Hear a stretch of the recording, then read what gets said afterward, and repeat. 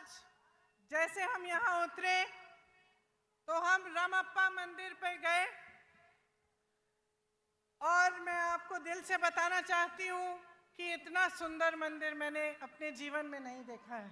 ఇక్కడ మేము రాగానే రామప్ప మందిరం పోయినాం. చాలా అద్భుతమైన చాలా సుందరమైన మందిరం అని చెప్పి నేను మనవి చేస్తున్నాను. ये धरती एक पवित्र धरती है। यहाँ के शहीदों ने तेलंगाना के लिए बड़े बड़े बलिदान दिए। ఇది చాలా పుణ్యభూమి. ఇక్కడ చాలా మంది తెలంగాణ రాష్ట్రం కోసం వారి జీవితాలు త్యాగం చేసుకున్నారు. न्याय प्रिय लोगों की धरती है। ఇక్కడున్న ప్రజలందరూ న్యాయం కోరుతున్నారు. वीरों की धरती है। ఇది వీరుల భూమి. ఇది वीर श्रीकांताचार्य जी को मेरा नमन। శ్రీకాంతాచార్యని నేను తెలంగాణ అమరవీరుని ఈరోజు తలుచుకుంటున్నాను. इन सब योद्धाओं ने आपके लिए एक बहुत बड़ा सपना देखा था। మీరందరూ కూడా ఒక పెద్ద తెలంగాణ అనే ఒక పెద్ద స్వప్నం చూసిండ్రు. ये सपना विकास का सपना था, रोजगार का सपना था और सामाजिक न्याय का सपना था। ఈ స్వప్నం ఈ కళ ప్రగతి గురించి ఉద్యోగాల గురించి సామాజిక న్యాయం గురించి మీ స్వప్నం ఉండింది. आपने इस सपने पे भरोसा किया। आपने भरोसा किया पिछले चुनाव में कि बीआरएस आपका सपना साकार करेगी और आपको अपने प्रदेश में रोजगार मिलेंगे, एक मजबूत भविष्य मिलेगा और एक सामाजिक समानता मिलेगी जिससे आप सबका विकास इकट्ठे हो पाए। మీ కలలు నిజమైతే అనుకొని సామాజిక న్యాయం జరుగుతుందని చెప్పి మీరందరూ గతంలో బీఆర్ఎస్ పార్టీని ఎన్నికల్లో నమ్మారు. आपकी उम्मीद थी कि किसानों को मजबूत बनाया जाएगा, आत्महत्याएं बंद होंगी, कि आपके जो बच्चे हैं उनका भविष्य अच्छा होगा और नौकरी करके आप अपने परिवार को मजबूत बना पाएंगे। మీ నమ్మకం మీ విశ్వాసం ఏముండనంటే రైతుల జీవితాల్లో వెలుగు నిండుతాయి, పిల్లలకు ఉద్యోగాలు వస్తాయి, మీకు బంగారు భవిష్యత్తు వస్తుందని చెప్పి మీరు అనుకున్నారు. అందుకోసం గతంలో బీఆర్ఎస్ పార్టీకి మద్దతు పలికినరు. एक आशा थी कि बाबा साहेब अम्बेडकर जी, महात्मा फूले जी, कोमराम भीम जी जैसे महापुरुषों का जो सामाजिक न्याय का सपना था वो पूरी तरह से साकार होगा। మీరు అనుకున్నారు అంబేద్కర్, ఫూలే, కొమరం భీం వారి సామాజిక న్యాయం తెలంగాణలో పూర్తి అవుతుందని చెప్పి మీరు ఆశించిండ్రు. कांग्रेस पार्टी ने ये सपना समझा क्योंकि कांग्रेस पार्टी खुद एक आंदोलन से निकली थी। కాంగ్రెస్ పార్టీ మీ కళ గురించి అర్థం చేసుకున్నది. కాంగ్రెస్ పార్టీ కూడా ఆందోళన ద్వారానే పుట్టిందని చెప్పి నేను మనవి చేస్తున్నాను. कांग्रेस पार्टी का ये असूल है कि सामाजिक न्याय होना चाहिए, कि सब इकट्ठे आगे बढ़ें और इसी असूल पर स्वतंत्रता संग्राम लड़ा गया। इसीलिए कांग्रेस पार्टी ने जब देखा कि आपका ये सपना था और आप इस सपने के लिए संघर्ष कर रहे थे, इसमें अपनी पूरी शक्ति डाल रहे थे और इतने सारे लोग इस सपने के लिए बलिदान देने के लिए तैयार थे, तो कांग्रेस पार्टी ने इस सपने को समझकर तेलंगाना प्रदेश बनाने का निर्णय लिया। కాంగ్రెస్ పార్టీ స్వాతంత్రం నుంచి కూడా దేశం ప్రజల యొక్క ఆకాంక్షలు గుర్తించింది. కాంగ్రెస్ పార్టీ సామాజిక న్యాయం మీద నమ్ముతుంది. కాంగ్రెస్ పార్టీ ప్రజల ఆకాంక్షలు నెరవేరుస్తుంది. మీ అందరి ఆకాంక్షలు కోరికలు నెరవేర్చడానికే కాంగ్రెస్ పార్టీ ప్రత్యేక తెలంగాణ రాష్ట్రం ఏర్పాటు చేసిందని చెప్పి మనం చేస్తున్నాను. उस समय मेरी माताजी सोनिया जी कांग्रेस की अध्यक्ष थी और इस निर्णय को लेने में एक राजनीतिक वीरता भी थी क्योंकि वो जानती थी कि इस निर्णय को लेने से हो सकता है कि कांग्रेस की जो राजनीतिक जो यहाँ पे जो उसका स्तर है, हो सकता है कि कांग्रेस उस चुनाव को हारे जो अगला चुनाव है। మా అమ్మ సోనియా గాంధీ గారు తెలంగాణ రాష్ట్రం ఇవ్వడానికి నిర్ణయం తీసుకున్నప్పుడు కొంత రాజకీయ మూల్యం చెల్లించాల్సి వస్తుందని చెప్పి తెలిసి కూడా తెలంగాణ రాష్ట్రం ఏర్పాటు చేసిన విషయం మీకు గుర్తు చేస్తున్నాను. आजकल ज्यादातर पार्टी के नेता वही निर्णय लेते हैं जिससे उनका राजनीतिक स्वार्थ साधा जाता है, लेकिन सोनिया जी ने जब ये निर्णय लिया तो ये निर्णय आपके लिए लिया। उन्होंने ये कहा कि चाहे मेरी पार्टी तेलंगाना में न भी जीते, न भी सरकार बना पाए, तब भी ये तेलंगाना के लोगों का की ये चाहत है, कि सपना है, और इसे साकार करने के लिए उन्होंने आपकी भलाई के लिए और आपके पक्ष में ये निर्णय लिया। తెలంగాణ రాష్ట్రం ఇస్తే మూల్యం చెల్లించాల్సి వస్తుందని తెలిసినా ఈ రోజుల్లో రాజకీయ నాయకులందరూ కూడా రాజకీయ లబ్ధి కోసమే నిర్ణయాలు తీసుకుంటున్నా మా తల్లి గారు సోనియా గాంధీ గారు రాజకీయం నష్టపోయినా సరే తెలంగాణ ప్రజల ఆకాంక్ష కొరకు, తెలంగాణ ప్రజల త్యాగాలు గుర్తించి, తెలంగాణ ప్రజల కోరిక మేరకు తెలంగాణ రాష్ట్రం ఏర్పాటు చేసిన విషయం మీ అందరికీ మరోసారి మనవి చేస్తున్నాను. उनका सोच, कांग्रेस पार्टी की सोच एक छोटी सोच नहीं थी। उनका नजरिया आगे के लिए था, भविष्य के लिए था, आपकी मजबूती के लिए था। इसीलिए वो ये निर्णय ले पाई। और उन्हीं की तरह कांग्रेस पार्टी के जितने भी बड़े बड़े नेता रहे, चाहे जवाहरलाल नेहरू थे, चाहे इंदिरम्मा थी, चाहे उनके बाद मनमोहन सिंह जी थे, चाहे राहुल जी हैं, और तेलंगाना के तमाम नेता हैं, आगे की सोचते हैं और आपकी भलाई के लिए सोचते हैं।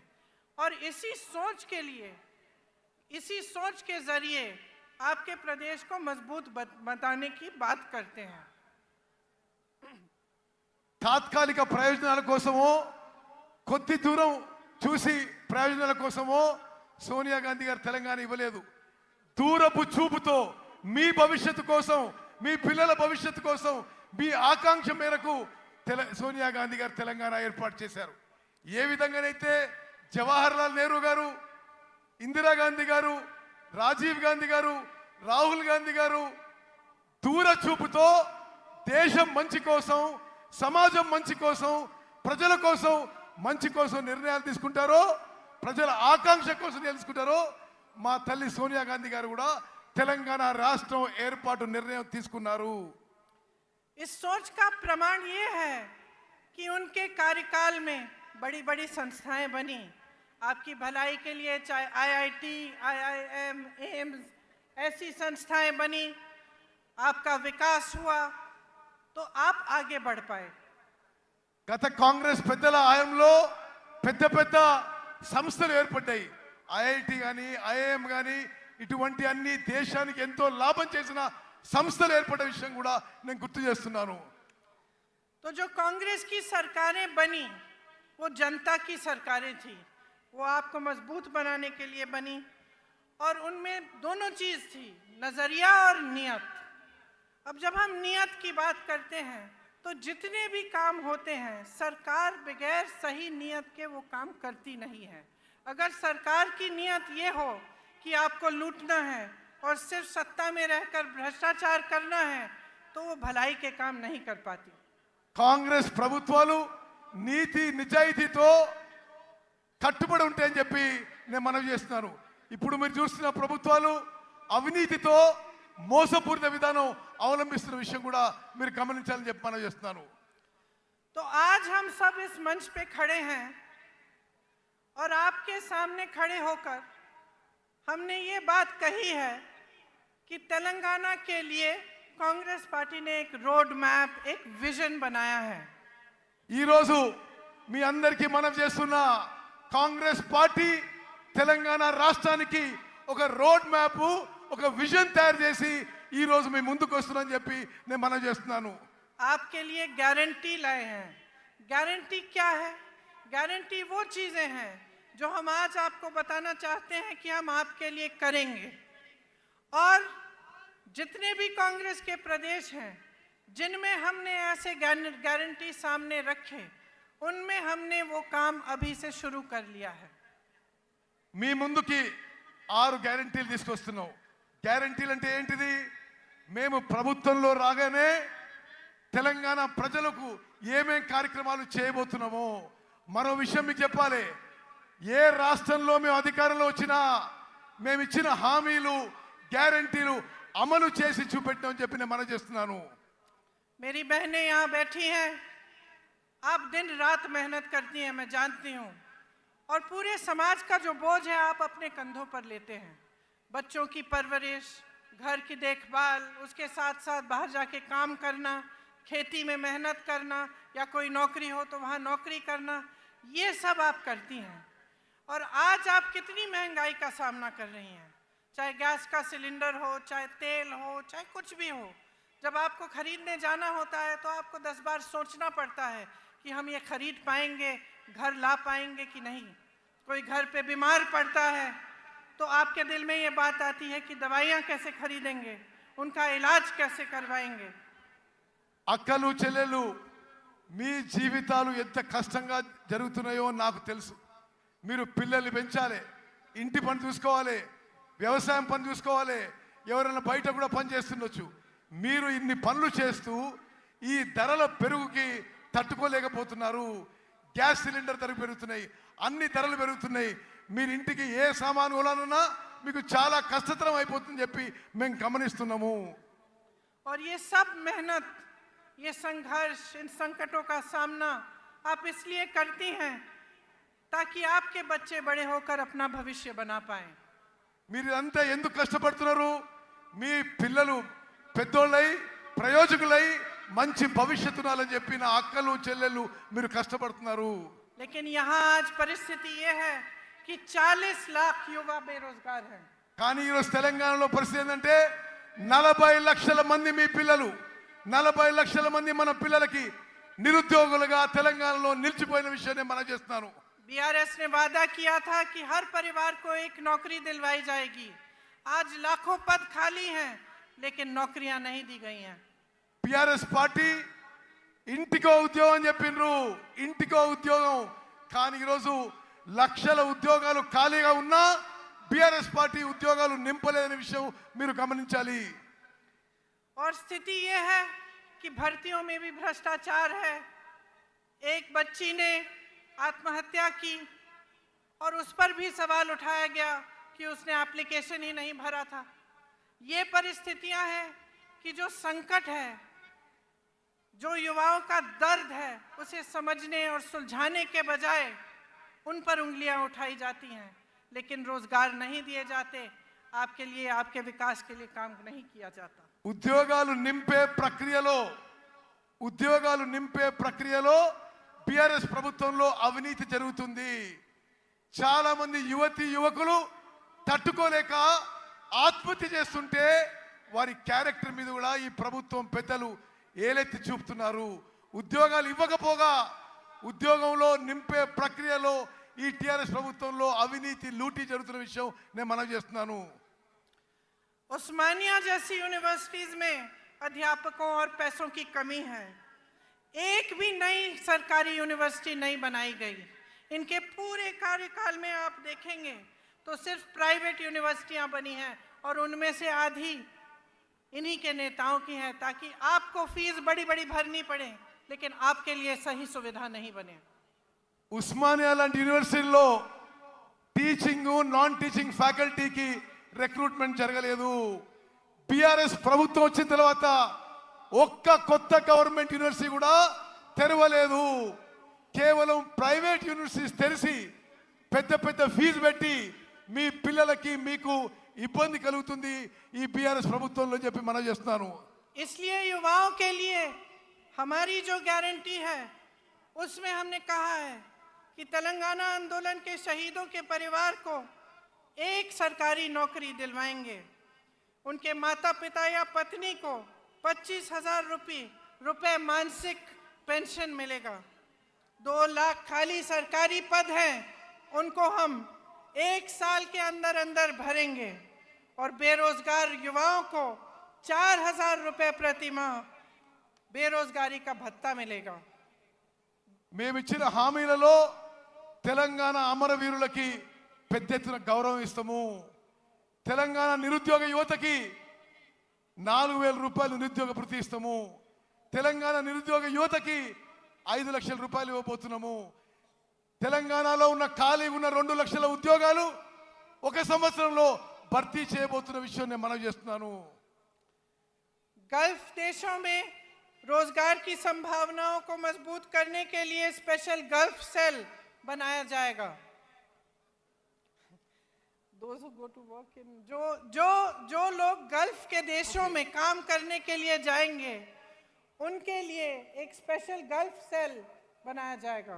గల్ఫ్ లో పోయి మీకు తెలుసు ఉత్తర తెలంగాణలో చాలా మంది దుబాయ్ లో గల్ఫ్ లో పనిచేస్తారు. వారి కుటుంబాలను ఆదుకోవడానికి కూడా రాబోయే కాంగ్రెస్ ప్రభుత్వం ప్రత్యేక చర్యలు తీసుకుంటుంది. आज मेरे किसान भाइयों की परिस्थिति बहुत ही शर्मनाक है। चाहे पेट्रोल हो, डीजल हो, खाद हो, हर चीज पर खर्चा बढ़ गया है। आपके कर्ज बढ़ गए हैं और सरकार की तरफ से कोई मदद नहीं मिलती। ఈ రోజు రైతుల పరిస్థితి తెలంగాణలో దయనీయంగా మారింది. వ్యవసాయానికి సంబంధించి అన్ని ఇన్పుట్స్ లో పెట్రోల్, డీజిల్, సీడ్స్, లేబర్ అన్ని ధరలు పెరిగినాయి. ఈ బీఆర్ఎస్ ప్రభుత్వం రైతుల కోసం ఏమీ చేయడం లేదు. खेती से कमाना मुश्किल हो गया है और किसान परेशान और त्रस्त है। వ్యవసాయం నుంచి ఆదాయం ఈ బీఆర్ఎస్ ప్రభుత్వంలో తగ్గిపోయింది. इसीलिए हमने ये तय किया है कि हम एमएसपी को बढ़ाएंगे और इसकी हम आपको गारंटी देते हैं। అందుకోసమే రాబోయే కాంగ్రెస్ ప్రభుత్వంలో మినిమం సపోర్ట్ ప్రైస్ ఎంఎస్పి పెంచి ఇవ్వబోతున్నాం అని చెప్పి నేను మనవి చేస్తున్నాను. धान के लिए 2500 रुपए, मक्का के लिए 2200 रुपए, सोयाबीन के लिए 4,400 रुपए, गन्ना के लिए 4,000 रुपए। అన్ని వ్యవసాయ పంటలకి ఎంఎస్పి పెంచి ఇస్తాము. వరి ధాన్యానికి 2,500, సోయాకి 2,200, షుగర్ కేన్ కి 4,000 రూపాయలు ఇవ్వబోతుందని చెప్పి నేను మనవి చేస్తున్నాను. अरहर की 6,700 रुपए और कॉटन की 6,500 रुपए। పత్తికి 6,500 రూపాయలు ఇవ్వబోతున్నాం. ఈ విధంగా ప్రతి పంటకి ఎంఎస్పి కంటే పెంచి రాబోయే కాంగ్రెస్ ప్రభుత్వం ఇవ్వబోతుంది. किसानों के लिए 2 लाख रुपए तक कर्ज माफ किए जाएंगे। రాబోయే కాంగ్రెస్ ప్రభుత్వం 2 లక్షల రూపాయల వరకు రైతులకి రుణమాఫీ చేయబోతున్నాము.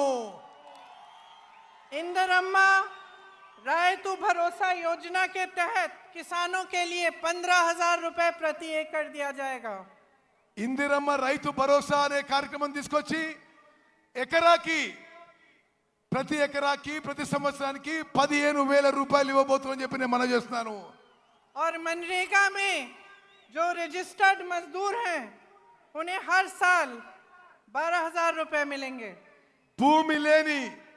భూమి లేని రైతు కూలీలకు సంవత్సరానికి వచ్చే కాంగ్రెస్ ప్రభుత్వం 12,000 రూపాయలు ఇవ్వబోతుందని చెప్పి నేను మనవి చేస్తున్నాను. मेरे बहनों और मेरे भाइयों, ये जो आपका क्षेत्र है ये आदिवासी बहुल क्षेत्र है और आप तो जानते ही हैं कि इंदिरा जी के दिल में आपके लिए एक बहुत खास जगह थी। ఈ ప్రాంతంలో గిరిజనులు, ఆదివాసీలు పెద్ద సంఖ్యలో ఉంటారు. ఇందిరాగాంధీ గారు గిరిజనులు, ఆదివాసీలకి ఎంత ప్రేమిస్తుండ్రో మీకు తెలుసు అని చెప్పి నేను చేస్తున్నాను. ये रिश्ता जो उनके साथ आपने जोड़ा था एक आदर का रिश्ता था, श्रद्धा का रिश्ता था। उनके दिल में आपके लिए आदर थी तथा आपके लिए श्रद्धा थी और वो हमेशा ये चाहती थी कि आपकी संस्कृति को बचाया जाए और बढ़ाया जाए। वो हमेशा कहती थी कि आदिवासी संस्कृति ही दुनिया की सबसे आधुनिक और सबसे आगे सोचने वाली संस्कृति थी जिसके जरिए प्रकृति का आदर होता था। గిరిజనులు, ఆదివాసీలు మీరు ఇందిరాగాంధీ గారిని ఎంతో ప్రేమించి అభిమానించేవాళ్ళు. ఇందిరాగాంధీ గారు కూడా మిమ్మల్ని ఎంతో ప్రేమించి అభిమానించేవాళ్ళు. ఎప్పుడు కూడా మీ సంస్కృతిని, మీ కల్చర్ని మరి ప్రిజర్వ్ చేయాలని చెప్పి ఇందిరాగాంధీ గారు భావించారు. ఎప్పుడు కూడా ఇందిరాగాంధీ గారు మీరంటే ఆదివాసీలు, లంబాడీలు, గిరిజనులు అంటే ఎంతో గౌరవ మర్యాద ఉండేది. ఆదివాసీలు, గిరిజనులు వారి గురించి మీకు ఎంతో ముందు చూపు ఉందని చెప్పి ఇందిరాగాంధీ గారు భావించేవారు. लेकिन अफसोस की बात है कि आज आपके अधिकार छीने जा रहे हैं. ఈ రోజు ఆదివాసీల, గిరిజనుల హక్కులు ఈ బీఆర్ఎస్ ప్రభుత్వ పెద్దలు లాక్కుంటున్నారని చెప్పి నేను మనవి చేస్తున్నాను. जबरन आपको जमीन से बेदखल किया जा रहा है. మీ భూముల నుంచి మిమ్మల్ని ఎలగొడుతున్నారు. आपके लिए जो डेवलपमेंट फंड है उसका आप शायद जानते नहीं होंगे, लेकिन 40% से ज्यादा अलग अलग कामों में जाता है, लेकिन आपके लिए नहीं डाला जाता. మీకు రావాల్సిన డెవలప్మెంట్ ఫండ్ అభివృద్ధి నిధుల్లో 40% ఇతర విషయాలకి ఉపయోగిస్తుందని చెప్పి నేను మనవి చేస్తున్నాను. हमने तय किया है कि एससी के लिए 18% आरक्षण दिया जाएगा और एसटी के लिए 12%. మేము వచ్చిన తర్వాత ఎస్సీలకి 18% రిజర్వేషను, ఎస్టీలకి 12% రిజర్వేషన్ ఇవ్వబోతుందని చెప్పి నేను మనవి చేస్తున్నాను. अंबेडकर अभय हस्तम के तहत एससी एसटी परिवारों को 12 लाख की मदद मिलेगी. అంబేద్కర్ అభయ హస్తం అనే కార్యక్రమం మేరకు ఎస్సీ ఎస్టీ కుటుంబాలకి 12 లక్షల రూపాయలు ప్రతి కుటుంబానికి ఇవ్వబడుతుందని చెప్పి నేను మనవి చేస్తున్నాను. इंदिरम्मा पक्का हाउस स्कीम के तहत बेघर एससी एसटी परिवारों को घर बनाने के लिए जमीन और 6 लाख रुपए मिलेंगे. ఇందిరమ్మ ఇల్లు పథకం కింద ఎస్సీ ఎస్టీలకు ఇంటి స్థలం ఇస్తూ ప్రతి ఇంటి కింద 6 లక్షల రూపాయలు మీకు ఇవ్వబోతున్నారు. और आदिवासी ग्राम पंचायतों के लिए 25 लाख रुपए दिए जाएंगे. ప్రతి గిరిజన గ్రామ పంచాయతీ, ఆదివాసీ గ్రామ పంచాయతీలకి 25 లక్షల రూపాయలు ప్రత్యేకంగా ఇవ్వబోతున్నాము. जब कांग्रेस पार्टी वन अधिकार का एक्ट लाई थी तब 8 लाख से अधिक एकड़ जमीन पर पट्टे दिए गए थे. ఈ ఫారెస్ట్ రైట్స్ యాక్ట్ కాంగ్రెస్ ప్రభుత్వం తీసుకొచ్చినప్పుడు 8 లక్షల ఎకరాలు ఫారెస్ట్ రైట్స్ యాక్ట్ కింద తెలంగాణలో కాంగ్రెస్ ప్రభుత్వం మీకు 8 లక్షల ఎకరాలు ఇవ్వడం జరిగింది. आपको याद होगा कि पोडू लैंड्स के पट्टे आपको मिले थे. పోడు ల్యాండ్స్, పోడు భూముల పట్టాలు గత కాంగ్రెస్ ప్రభుత్వం మీకు ఇచ్చింది. लेकिन बीआरएस सरकार ने ये सब बंद कर दिया. బీఆర్ఎస్ ప్రభుత్వం ఈ కార్యక్రమాన్ని పూర్తిగా నిర్వీర్యం చేసింది, ఆపేసింది. मैंने महिलाओं की बात की. मेरी बहनों, आपके लिए महालक्ष्मी योजना के तहत 2500 रुपए हर महीने दिए जाएंगे. మహాలక్ష్మి పథకం కింద నా అక్కలు, చెల్లెళ్ళు మీ అందరికీ నెలకి 2500 రూపాయలు ఇవ్వబోతున్నాము. गैस सिलेंडर 500 रुपए का मिलेगा. और जो लड़कियां शिक्षा प्राप्त कर रही हैं और 18 साल की उम्र से ऊपर की हैं, उन्हें एक इलेक्ट्रिक स्कूटर दिया जाएगा. గ్యాస్ సిలిండరు, అందరికీ గ్యాస్ సిలిండరు 500 రూపాయలకే గ్యాస్ సిలిండర్ ఇవ్వబడుతుంది. అదేవిధంగా 18 ఏళ్ళు దాటిన నా చెల్లెలకి, చదువుకున్న వాళ్ళకి ఎలక్ట్రిక్ స్కూటీ ఇవ్వబోతున్నాము. देखिए, आपको चुनना है. एक तरफ बीआरएस की सरकार है. शुरू में उन्होंने तेलंगाना की बात की थी, लेकिन आज भाजपा के साथ पूरी तरह से मिल चुके हैं. आज सरकार वो नहीं चला रहे हैं, मोदी जी रिमोट कंट्रोल से चला रहे हैं. బీఆర్ఎస్ వాళ్ళు ముందు తెలంగాణ గురించి ఆలోచన చేసినారు, కానీ ఇప్పుడు పూర్తి స్థాయిలో బీజేపీతో మిలాఖాత్ అయిపోయినరు. BRS BJP కలిసిపోయినాయి. ప్రభుత్వం రిమోట్ కంట్రోల్తో నరేంద్ర మోదీ నడిపిస్తున్నాడు. Land mafia, sand mafia, mind mafia, wine mafia सबके साथ मिले हुए हैं. जिस तरफ आप देखो आपको भ्रष्टाचार ही भ्रष्टाचार दिख रहा है. जहां लूट सकते थे वहां से लूट रहे हैं। Sand mafia, land mafia, wines mafia, mines mafia అన్ని కలిసిపోయినాయి బీఆర్ఎస్ ప్రభుత్వంలో. ఎక్కడెక్కడి నుంచి లూటీ చేయాలో మిమ్మల్ని లూటీ చేస్తున్నారు బీఆర్ఎస్ పార్టీ వాళ్ళు. और सरकार का ध्यान महंगाई को मिटाने पर नहीं है, रोजगार बनाने को पर नहीं है, आपको मजबूत करने पर नहीं है। सरकार का ध्यान सिर्फ इन माफियाओं को बचाने में लगा हुआ है। ఈ ప్రభుత్వం యొక్క దృష్టి మీ పిల్లల ఉద్యోగాలు ఇవ్వడంలో కానీ మీ జీవితాలు మెరుగుపరచడంలో లేవు. ఈ మాఫియాలను రక్షించడానికే ఈ బీఆర్ఎస్ ప్రభుత్వం ఉందని చెప్పి నేను మనవి చేస్తున్నాను. रंगारेड्डी जिले में हजारों करोड़ों के जमीन पर घोटाला किया, भूदान की जमीन रिकॉर्ड से ही गायब कर दी। రంగారెడ్డి జిల్లాలో వేల కోట్ల భూములు బీఆర్ఎస్ ప్రభుత్వంలో పెద్దలు లాక్కున్నారు. భూదాన్ మూమెంట్ లోని భూములు రికార్డ్ నుంచే తీసేసిండ్రు ఈ ప్రభుత్వం. कांग्रेस के जमाने में इन जमीनों को बेचना खरीदना मना था। కాంగ్రెస్ అధికారంలో ఉన్నప్పుడు ఈ భూదాన్ భూములని అమ్మడం కానీ కొనడం కానీ నిషేధం ఉండింది. आज इन्होंने ये जमीनें भी लैंड माफिया और अपने करीबों को बेच दिया है। వీళ్ళు ఇప్పుడు వచ్చిన వాళ్ళు బీఆర్ఎస్ వాళ్ళు ఈ భూములను కూడా ల్యాండ్ మాఫియాకి వాళ్ళ దగ్గర వాళ్ళకి ఇచ్చేసిండ్రు. आपको ये शब्द याद होंगे, बंगारू तेलंगाना, याद है? ये शब्द, ये वादा आपको बीआरएस ने किया था कि तेलंगाना को स्वर्णिम जगह बनाएंगे। బీఆర్ఎస్ వాళ్ళు బంగారు తెలంగాణ చేస్తామని మీకు హామీ ఇచ్చి అష్యూరెన్స్ ఇచ్చి మోసం చేసిన విషయం గుర్తు చేస్తున్నా. लेकिन इन्होंने अपने लिए बड़े बड़े आलीशान महल बना दिए और आपके जो सपनों का महल था वो चूर चूर कर दिया। వీళ్ళు 100 కోట్ల లూటీలు చేసుకున్నారు, పెద్ద పెద్ద బంగ్లాలు కట్టినరు. మీ స్వప్నం గాని మీ కల గాని ధ్వంసం చేసింది బీఆర్ఎస్ పార్టీ, బీఆర్ఎస్ ప్రభుత్వం. आपका सपना था कि सामाजिक न्याय होगा, మీ స్వప్నం మీ కల సామాజిక న్యాయం కావాలని ఉండే. सामाजिक न्याय कौन सा? इनके 18 मंत्रियों में से 3 तो सीएम के ही परिवार के हैं और इनके पास 13 मंत्रालय हैं। ఇప్పుడు సామాజిక న్యాయం బీఆర్ఎస్ లో జరుగుతలేదు.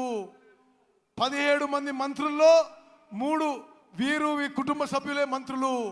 18 మంత్రిత్వ శాఖలు వీళ్ళ కుటుంబం దగ్గరనే ఉన్నాయి. और बीसी की संख्या 50% से ऊपर है, लेकिन मंत्रालय में सिर्फ 3 मंत्री हैं। బీసీలు జనాభాలో 50% కంటే ఎక్కువ ఉన్నారు, కానీ వీళ్ళ మంత్రిత్వ శాఖలో ముగ్గురు మంత్రులు ఉన్నారు. 34% आरक्षण से घटाकर 23% कर दिया है।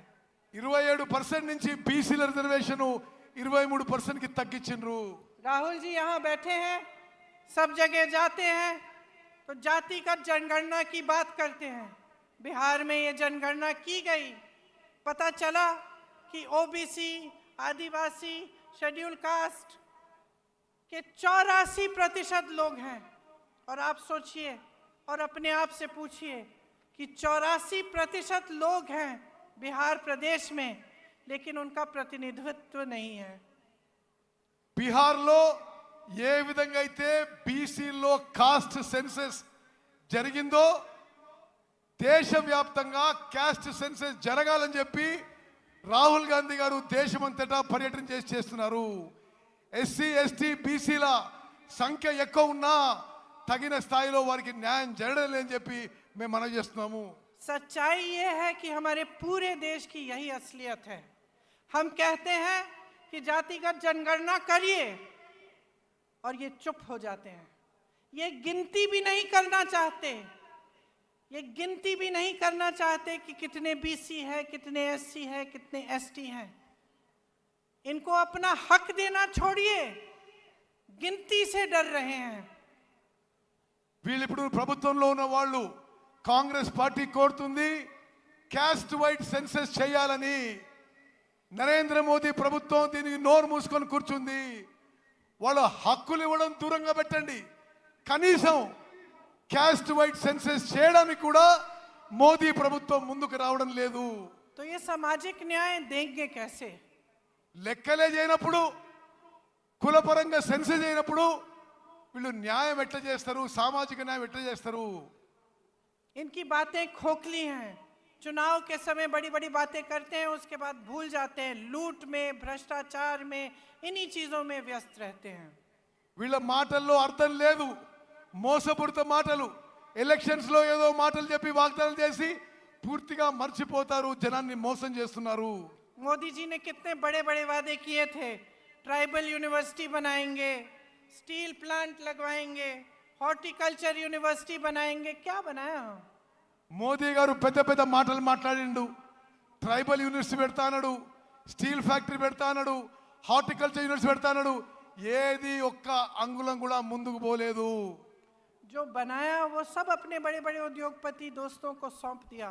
BHEL, BSNL, DMRL, HAL, railways की बात कर रहे हैं, कुछ नहीं छोड़ा। నరేంద్ర మోదీ గారు కాంగ్రెస్ పార్టీ నిర్మించిన సంస్థలని, పబ్లిక్ సెక్టర్లని, బిహెచ్ఏలు, హెచ్ఏఏలు, రైల్వేస్లో కొంత భాగం ప్రైవేట్ తన ఉద్యోగపతి దోస్తులకి, వ్యాపారవేత్తలకి ఈ దేశాన్ని అమ్మేస్తున్నాడు. 60 लाख करोड़ की कंपनियां 6 लाख करोड़ में बेच डाली। 7 లక్షల కోట్ల కంపెనీలు 6 లక్షల కోట్లు అమ్ము చేయబడుతున్నాయి. ना इन्होंने जो बनी हुई संस्थानें थी उनकी बचत, उनकी हिफाजत की, ना इन्होंने कुछ नया बनाया, सिर्फ नए नए वादे, नए नए बातें करते रहे। तो बहनों और भाइयों, मैंने बहुत लंबा बोल लिया है, लेकिन इस सब चीज़ों का, जितनी भी बातें मैंने की हैं, इनका एक ही सार है, आप समझदारी से अपना वोट दो, आप विवेक से अपना वोट दो और देखो कि आपके जीवन का क्या अनुभव है, आपके जीवन में तरक्की आई है कि नहीं। अगर नहीं आई है तो आप देखिए कि कांग्रेस के प्रदेशों के लोगों में तरक्की आई है कि नहीं।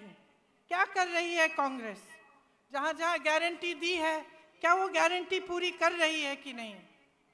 ఇప్పుడు అధికారంలో ఉన్న వాళ్ళు కళ్ళబొల్లి మాటలు చెప్పి మిమ్మల్ని మోసం చేస్తున్నారు. మీ జీవితాల్లో ఏమన్నా మార్పు వచ్చిందా తెలంగాణలో? ఇప్పుడు అధికారంలో ఉన్న వాళ్ళు ఏమీ చేయలేదు. జాగ్రత్తగా ఆలోచన చేసి ఓటేయండి. కాంగ్రెస్ పాలిత రాష్ట్రాల్లో సామాన్య ప్రజల జీవితాల్లో మెరుగు వచ్చింది. మీరు కూడా కాంగ్రెస్ పాలిత రాష్ట్రాలకు చూడండి అని చెప్పి నేను మనవి చేస్తున్నాను. और आप सबसे पहले नेता और पार्टी की नीयत देखिए। आप देखिए कि आपका अनुभव क्या रहा है, कि बीआरएस ने बीजेपी से मिलकर कितना भ्रष्टाचार किया है आपके साथ, आपके प्रदेश में, और आपके विकास के लिए कुछ नहीं किया। మీరు నాయకులు, పార్టీల వ్యక్తిత్వము, క్యారెక్టర్ చూడండి. బీఆర్ఎస్ పార్టీలు అందరూ దోపిడీ చేసుకుంటున్నారు. బీఆర్ఎస్ బీజేపీ కలిసి ఈ రాష్ట్రాన్ని లూటీ చేసుకుంటారని చెప్పి నేను మనవి చేస్తున్నాను. तो जैसे मैंने कहा, इन सब बातों का सार यही है कि ये वोट जो इस चुनाव में आप डालने जा रहे हैं, ये आपके पक्ष में जाना चाहिए। ये वोट, मेरी बहनें आप यहाँ बैठी हैं, आपके बच्चों के भविष्य को बनाने के लिए जाना चाहिए। मेरे भाई आप सब यहाँ हैं, आपको रोजगार मिलना चाहिए, आप विकसित हों, आप फूले फले और आपका भविष्य अच्छा हो, इसलिए आपका वोट जाना चाहिए। అక్కలు చెల్లెళ్ళు, మీ పిల్లల భవిష్యత్తు, మీ పిల్లల ఉద్యోగాల కోసం ఈసారి మీరు ఓటేయండి.